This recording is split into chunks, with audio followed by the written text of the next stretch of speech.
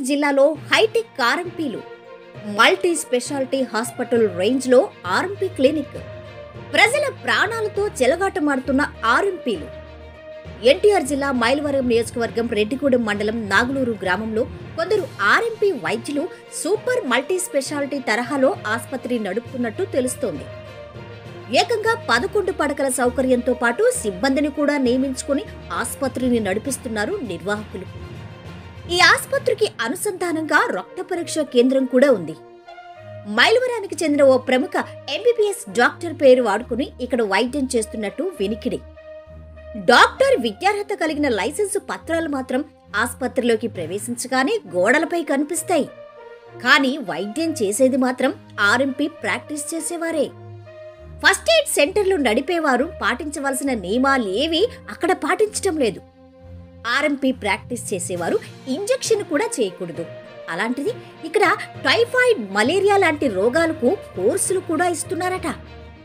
మందుల చీటీ ఇస్తూ బ్లడ్ టెస్టులు కూడా వీరే సూచిస్తున్నారు. ఏకంగా 11 పడకలతో అక్కడ వైద్యం చేస్తున్నారు. మారుమూల ఉన్న పల్లెటూరులో ఈ ఆసుపత్రి హంగులు, ఆర్భాటం చూసి పెద్ద ఆసుపత్రి అక్కడ ఉందనుకుని పేద ప్రజలు క్యూ కడుతున్నారు. అరకొర వైద్యం చేస్తూ ఏదైనా ప్రాణం మీదకొచ్చే సంఘటనలు సంభవించి రోగుల ప్రాణాల మీదకొస్తే బాధ్యత ఎవరిదని ప్రజలు మండిపడుతున్నారు.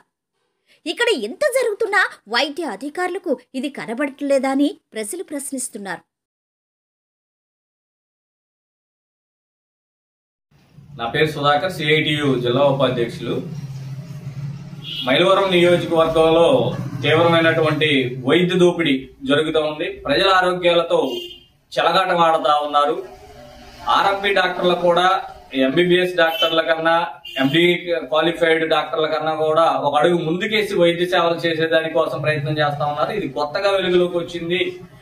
రెడ్డిగూడెం మండలం నాగులూరులో ఒక హాస్పిటల్ పెట్టేసేసి ఆ హాస్పిటల్లో చిన్న చిన్న సర్జరీలు చేయటం, అక్కడే మెడికల్ షాపు, అక్కడే ల్యాబు. ఒక ఆర్ఎంపీ డాక్టర్కి ఇన్ని అర్హతలు ఎలా ఉన్నాయో తెలియట్లేదు. ఆ దగ్గరలో ఉన్నటువంటి పిహెచ్సి డాక్టర్ల పర్యవేక్షణ లేదు. ఉన్నతాధికారులకి పర్యవేక్షణ లేకపోవడం వల్లే గ్రామీణ ప్రాంతంలో వైద్య దోపిడీ అనేది జరుగుతూ ఉంది. ప్రజల ఆరోగ్యాలతో ఆర్ఎంపీ డాక్టర్లు కూడా చెలగాటం ఆడుతూ ఉన్నారు.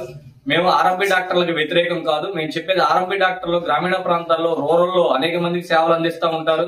ఫస్ట్ ఎయిడ్ సేవలు చేస్తూ ఉంటారు. అంతవరకు చేస్తే చాలా సంతోషం.